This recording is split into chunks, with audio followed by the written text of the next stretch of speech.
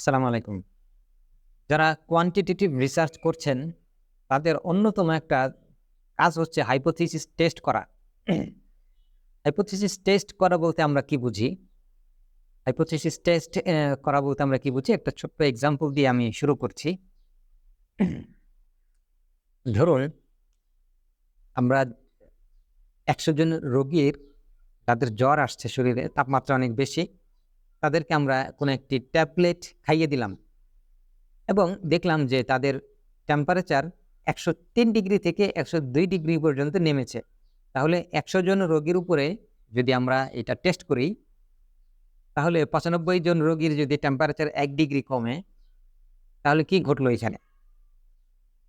গবেষক হিসাবে কি আমরা এটা ক্লেম করতে পারি যে আমাদের এই এক্সপেরিমেন্ট বা আমাদের এই গবেষণা সফল হয়েছে, আমরা সিগনিফিক্যান্ট রেজাল্ট পেয়েছি, এই কথা কি আমরা ক্লেম করতে পারি?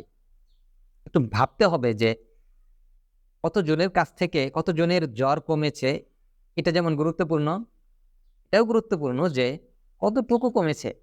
যেই আমাদের যে প্রত্যাশিত রেজাল্ট, সেটা কি ইফেক্টিভ, মানে সেটা কি প্র্যাকটিক্যাল, বাস্তবে কি এটা আসলে কার্যকর? তাহলে এই উদাহরণে আমরা দেখলাম যে একটা নাম্বার একটা ব্যাপার, যে কতজনের উপরে এটি কার্যকর হয়েছে, আবার এটাও ব্যাপার যে কতটুকু কমেছে এবং এটা কি আসলে বাস্তব কিনা। তাহলে এখান থেকেই দুটা পরিভাষা সৃষ্টি হচ্ছে, একটা হচ্ছে যে স্ট্যাটিস্টিক্যাল সিগনিফিকেন্ট, আরেকটা হচ্ছে প্র্যাকটিক্যাল সিগনিফিকেন্ট। আমি আবার বলছি, স্ট্যাটিস্টিক্যাল সিগনিফিকেন্ট, আরেকটা হচ্ছে practical significant. Statistical significance does not imply practical importance. So always consider the context of your findings and the effect size. তাহলে যেই কনটেক্সটে গবেষণাটি করা হচ্ছে, সেই কনটেক্সটের ইফেক্ট সাইজ আমাদেরকে বিবেচনায় আনতে হবে। আমি এই উদাহরণটি আমি এই জন্য বললাম যে অনেকেই কোয়ান্টিটেটিভ রিসার্চকে গালমন্দ করেন, বলেন যে কোয়ান্টিটেটিভ রিসার্চ শুধুমাত্র স্ট্যাটিস্টিক্যাল কাউন্ট করে, স্ট্যাটিস্টিক্যালি সিগনিফিকেন্ট কিনা সেটা দেখে এবং এটার কোনো ভ্যালু নাই। কিন্তু এখানে অনেক ব্যাপার আছে। আজকের এখানে আমি শেয়ার করব যে একজন কোয়ান্টিটেটিভ রিসার্চার কিভাবে দুইটি গুরুত্বপূর্ণ এরর থেকে বাঁচার চেষ্টা করেন, বা দুইটি গুরুত্বপূর্ণ এরর কিভাবে অ্যাভয়েড করতে হয়, সেই বিষয়টা আমি আজকে শেয়ার করব।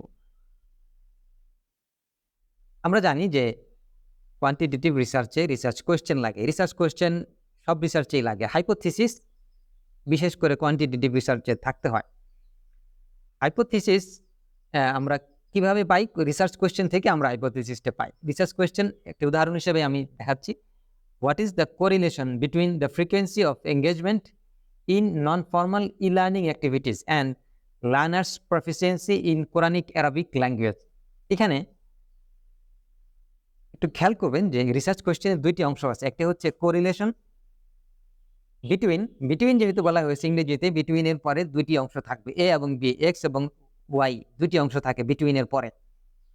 এখানে আমরা পাচ্ছি ফ্রিকোয়েন্সি অফ এঙ্গেজমেন্ট পাচ্ছি প্রথমত, দ্বিতীয়ত পাচ্ছি প্রফিসিয়েন্সি, লার্নার্স প্রফিসিয়েন্সি। এই দুটোর মধ্যে কি সম্পর্ক আছে সেটাই তো আমরা এখন স্ট্যাটিস্টিক্যালি দেখব।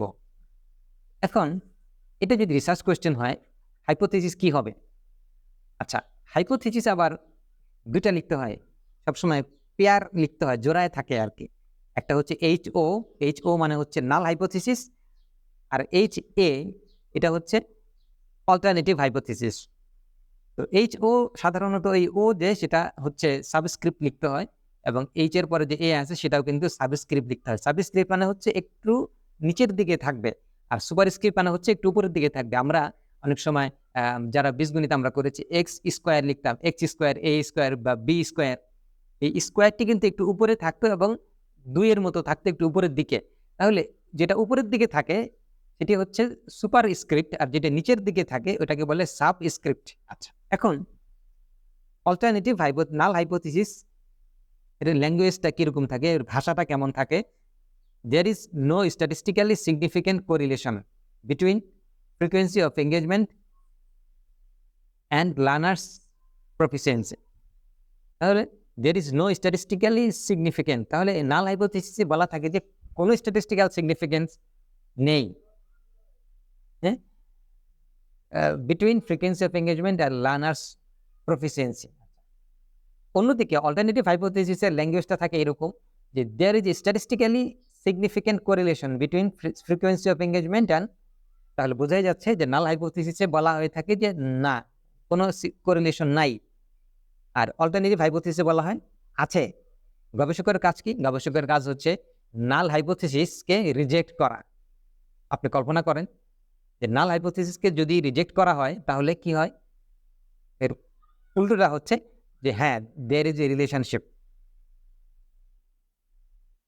এখন হ্যাঁ, একজন গবেষক কোশ্চেনিয়ার দিয়ে ডাটা কালেকশন করলো, ফিল্ড থেকে ডাটা কালেকশন করলো, করার পরে এসপিএসএস এ ইনপুট দিল, তারপরে হচ্ছে কোরিলেশন অ্যানালাইসিস বের করলো, একটা আউটপুট বের হলো। হ্যাঁ, এসপিএসএস এর কাজ হচ্ছে একটা আউটপুট দেওয়া। এটা আউটপুট দিলে তখন আপনি দেখলেন যে পি ভ্যালু কত। পি ভ্যালু যদি লেস দেন 0.05 হয়, পি ভ্যালু এটা একটা পরিভাষা, এই পি ভ্যালু পরিভাষাটি আমরা শিখব এবং আরও অনেক নেসেসারি পরিভাষা আছে যেটা আমরা লাস্ট স্লাইডে, হ্যাঁ, এই শেষের স্লাইডে আমরা আলোচনা করব। ওই দেখেন, এখানে আমরা দেখব যে আসলে পি ভ্যালু বলতে কি বোঝায়। পি ভ্যালু বা আলফা, আলফা একটা সংকেত আছে, আলফা বা পি ভ্যালু, এগুলো নিয়ে আমরা আরো বিস্তারিত জানবো এসপিএসএ যখন আমরা শিখব। এখন আমরা দেখতে চাচ্ছি যে আসলে নাল হাইপোথিসিস রিজেক্ট করতে গেলে মানে কি কি এররের সম্মুখীন হতে হয়। তার আগে আমি যে বলে নিচ্ছি যে সিগনিফিক্যান্ট লেভেল বলতে কি বুঝছে, সেটি হচ্ছে যে রিপোর্টে যদি আপনি পড়েন P value is less than 0.05, সাধারণত স্টার চিহ্ন দেওয়া থাকে যে সকল ভ্যালু, মানে যে সকল আউটপুটের বা মানে আপনি যে কোরিলেশন করতে অ্যানালাইসিস করছেন, কোরিলেশনের যেই ফিগার বা যে সংখ্যাটি থাকবে সেই ভ্যালুর ওখানে যদি স্টার চিহ্ন থাকে, তাহলে স্টার চিহ্নর নিচে আপনি দেখবেন ব্যাখ্যা লিখা আছে যে P value is less than 0.05 অথবা 0.005 এরকম লেখা থাকে। যাই হোক, যদি স্ট্রং এভিডেন্স পাওয়া যায় নাল হাইপোথিসিসের এগেইনস্টে, তাহলে আমরা নাল হাইপোথিসিস রিজেক্ট করে দিচ্ছি। আমরা এতটুকু বুঝতে পারলাম। এখন আসি টাইপ 1 এরর এবং টাইপ 2 এরর। আপনার মনে প্রশ্ন হইতেই পারে যে যদি স্ট্যাটিস্টিক্যালি সিগনিফিক্যান্ট রেজাল্ট আমরা পেয়ে যাই তাহলে কি আমার গবেষণা শেষ? না, এটাকে কিন্তু আবার প্র্যাকটিক্যাল সিগনিফিকেন্স থাকতে হবে। এই জন্য স্ট্যাটিস্টিক্যাল সিগনিফিকেন্স এবং ইফেক্ট সাইজ বা প্র্যাকটিক্যাল সিগনিফিকেন্স কিন্তু গুরুত্বপূর্ণ এবং এটাও কিন্তু আলোচনার মধ্যে থাকে। কেউ প্রশ্ন করেছেন যে কোয়ান্টিটেটিভ রিসার্চ কি আসলেই ভ্যালুয়েবল, কোয়ান্টিটেটিভ রিসার্চ কি আসলে গ্রহণযোগ্য, এটার কোনো কাজ আছে?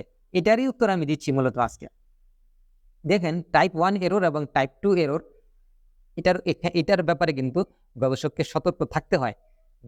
তো এটাই হচ্ছে কোয়ান্টিটেটিভ রিসার্চের একটা বিউটি, যে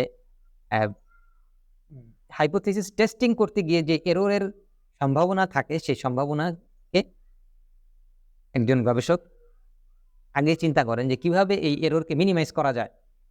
টাইপ 1 এরর কি? টাইপ 1 এরর হচ্ছে when null hypothesis is wrongly rejected, অর্থাৎ একজন গবেষক নাল হাইপোথিসিস রিজেক্ট করে দিল because P value is less than 0.05। তাহলে নাল হাইপোথিসিসের কাজ হচ্ছে রিজেক্ট করে দেওয়া। যদি রিজেক্ট করে দেয় যে আমরা স্ট্যাটিস্টিক্যাল সিগনিফিকেন্ট পেয়েছি, সুতরাং we reject the null hypothesis. এখন যদি নাল হাইপোথিসিস রিজেক্ট করা হয় রংলি, অর্থাৎ ভুলবশত, অর্থাৎ অ্যাকচুয়ালি বাস্তবে কোনো স্ট্যাটিস্টিক্যাল সিগনিফিকেন্ট থাকলেও বাস্তবে কিন্তু কোনো নাই। যেমন ধরেন, আমি শুরুতেই যে গল্পটি বলেছিলাম যে এই যে এখানে ট্যাবলেট খাওয়ানো হলো 100 জন রোগীকে, টেম্পারেচার কমেছে, এটা তো সত্য কথা যে 1 ডিগ্রি করে টেম্পারেচার কমেছে। বাস্তবেই 1 ডিগ্রি কি আমাদের প্রত্যাশিত ছিল? আমাদের প্রত্যাশা ছিল 5 ডিগ্রি পর্যন্ত কমবে, কিন্তু 5 ডিগ্রি না কমে 1 ডিগ্রি কমেছে। তাহলে এটা কিন্তু এখন এই 95 জনের জ্বর কমেছে, এটা ক্লেম করে যদি বলে যে we reject the null hypothesis, তার মানে হচ্ছে নাল হাইপোথিসিস ছিল যে এই ট্যাবলেটটি সেবন করলে, এই ট্যাবলেটটি গ্রহণ করলে জ্বর কমে না। এখন নাল হাইপোথিসিসে বলা হয়েছে জ্বর কমে না, কিন্তু কমেছে, স্ট্যাটিস্টিক্যালি সিগনিফিকেন্ট পাওয়া গিয়েছে যে কমেছে। এখন গবেষক যদি ক্লেম করে যে এই ট্যাবলেট খেলে জ্বর কমে, তাহলে এটা টাইপ 1 এরর হয়ে গেল। টাইপ 1 এরর হচ্ছে যে যদি রংলি রিজেক্ট করে দেয়। তাহলে টাইপ 2 এরর কি? টাইপ 2 এরর হচ্ছে নাল hypothesis wrongly not rejected, null hypothesis reject করা হয় নাই, নাল হাইপোথিসিসকে রিজেক্ট করা হয় নাই, হোয়ারেজ রিজেক্ট করা দরকার ছিল। তাহলে দেখেন আপনি এদিকেও যেতে পারবেন না, ওদিকেও যেতে পারবেন না। তাহলে কি করতে হবে? অত্যন্ত সতর্কতার সাথে আপনাকে দুইটা এরর থেকে বাঁচতে হবে। আচ্ছা, আপনি টাইপ 1 এরর থেকে বাঁচার চেষ্টা করবেন, তাহলে আশঙ্কা আছে যে টাইপ 2 এররে গিয়ে আপনি পড়বেন। তো টাইপ 2 এররে যেন আপনি না পড়েন, আবার টাইপ 1 এররের যেই পেপারগুলো কন্ট্রোল করলে টাইপ 1 এরর থেকে বাঁচতে পারবেন, সেই কন্ট্রোল করতে করতে গিয়ে যদি টাইপ 2 এররের মধ্যে পড়ে যান, এটাও কিন্তু আরেকটা সমস্যা। এখন তাহলে কি করতে হবে? আমাদেরকে তো কোয়ান্টিটেটিভ রিসার্চ করতে হবে। কোয়ান্টিটেটিভ রিসার্চে কি করতে হবে? মানে টাইপ 1 এরর এবং টাইপ 2 এরর দুটাকেই কন্ট্রোল করতে হবে। কিন্তু কিভাবে? আপনাকে যে ডাটা সেট তৈরি করবেন বা কোয়ান্টিটেটিভ রিসার্চে তো অনেক আগে থেকে প্রিপারেশন শুরু করতে হয়। আমি যেটা বলেছি যে কোয়ান্টিটেটিভ রিসার্চে অনেক আগে থেকেই কার্যক্রম শুরু হয়। হ্যাঁ, অনেক আগে থেকে কার্যক্রম শুরু হয়, অর্থাৎ কোশ্চেনিয়ারকে ভ্যালিডেট করতে হয়, রিলায়েবল করতে হয়। এরপরে ভেরিয়েবলগুলোকে সুন্দরভাবে মেজারেবল করতে হয়। তারপরে আপনি যেই স্যাম্পল নিয়ে কাজ করবেন সেই স্যাম্পলকে মানে র্যান্ডমলি সিলেকশনের বিষয় আছে, অনেক ব্যাপার আছে। এখানে কিছু আমি বলেছি যে অ্যাজাম্পশন অফ দি টেস্ট সম্পর্কে আপনাকে জানতে হবে। প্রত্যেকটি স্ট্যাটিস্টিক্যাল টেস্ট কিছু মানে সেট অফ অ্যাজাম্পশন আছে।